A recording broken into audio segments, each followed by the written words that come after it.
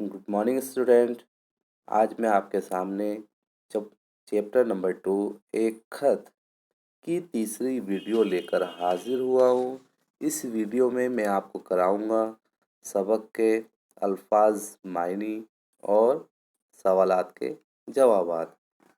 ठीक है। इससे पहले हम 2 वीडियो बना चुके हैं इस चैप्टर की, जिसमें हमने आपको उसका मतलब और चैप्टर की रीडिंग और उसका मतलब समझाया था। ठीक है, तो आइए शुरू करते हैं। सबसे पहला जो इसमें लफ्ज़ है, नैनी जेल। नैनी जेल, तो नैनी जेल ये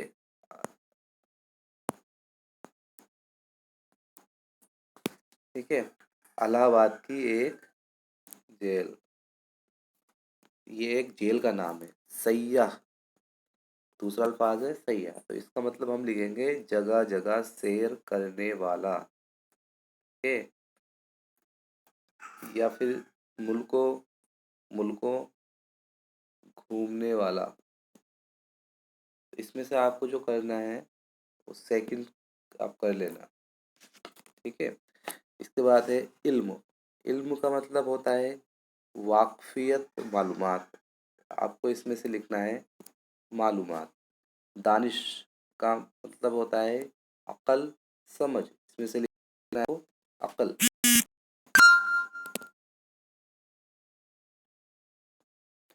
इसके बाद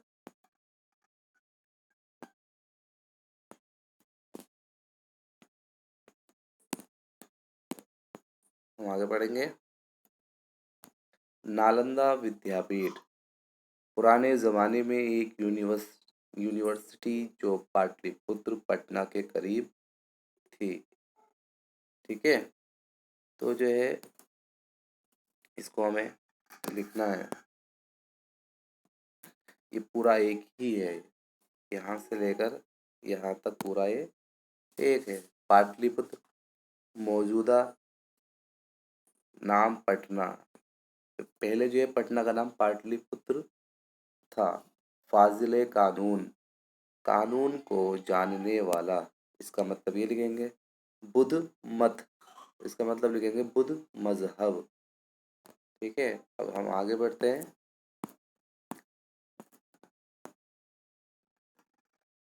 ये हमें लिखना है अजीम शान, बड़ी शान वाला। अजीम शान का मतलब होता है बड़ी शान वाला। सफ़रनामा, वो तहरीर जिसमें सफ़र के हालात बयान किए गए हों। शुबा, इसका मतलब होता है शक, अंदेशा। इसका लिखेंगे हम डर, खतरा या डर। इसमें से डर लिख लें। जहालत, ना जानना, इल्म का ना होना। इसमें लिखेंगे हम इल्म का ना होना।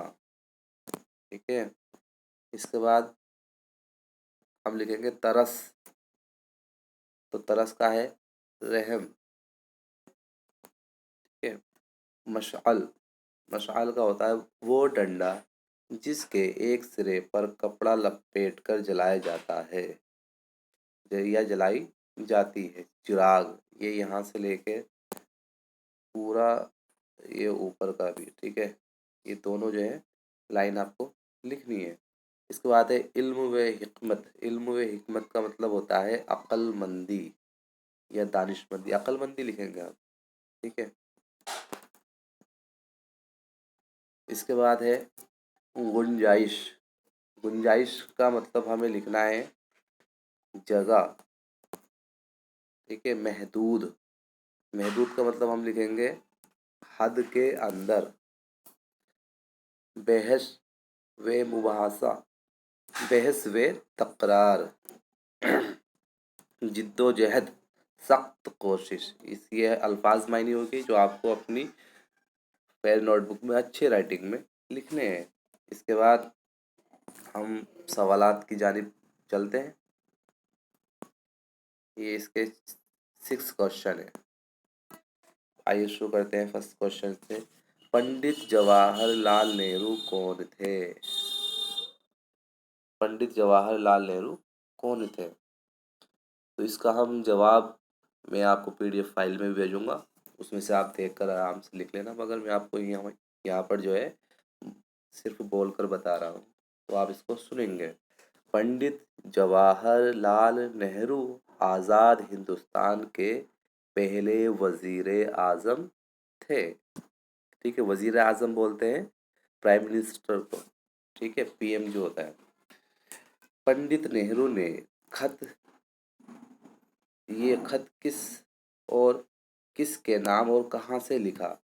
पंडित नेहरू ने ये खत किसके नाम और कहाँ से लिखा? तो पंडित नेहरू ने ये खत अपनी बेटी इंदिरा गांधी के नाम नैनी जेल इलाहाबाद से लिखा। ये इसका आंसर है। इसके बाद सवाल नंबर 3, क्वेश्चन 3, जवाहरलाल नेहरू नसीहत ने जवाहरलाल नेहरू ने नसीहत करने का क्या तरीका इख्तियार किया? जवाहरलाल नेहरू ने नसीहत करने का क्या तरीका इख्तियार किया? जवाहरलाल नेहरू ने एक अक्लमंद आदमी की कहानी के जरिए नसीहत करने का तरीका इख्तियार किया। इसके बाद क्वेश्चन 4, चीनी सैयाह का क्या नाम था? चीनी सैयाह का नाम वेनसांग था। चीनी सैयाह हिंदुस्तान क्यों आया? इसका जवाब हम लिखेंगे। चीनी सैयाह इल्म सीखने की तलाश में हिंदुस्तान आया था। इसके बाद क्वेश्चन नंबर 6 हमें पढ़ना है। चीनी सैयाह को इल्म सीखने के लिए किन हालात से गुजरना पड़ा? ठीक है, उन्हें इल्म हासिल करने के लिए पहाड़ और रेगिस्तानी रास्तों से चलना पड़ा, जिसमें सैकड़ों मुसीबतों का सामना करना पड़ा और हजारों खतरों का मुकाबला करना पड़ा। ये 6 क्वेश्चन का आंसर मैंने बताए हैं। मैं इसकी वीडियो बनाकर आपको भेज रहा हूँ, जिससे आपकी समझ में आसानी से आ सके, और इसकी पीडीएफ फाइल भी मैं आपको भेज दूंगा। और अभी फ़िलहाल आपको ये वर्क करना, और इसकी जो बाकी बची हुई एक्सरसाइज है वो हम नेक्स्ट वीडियो में आपको बताएंगे।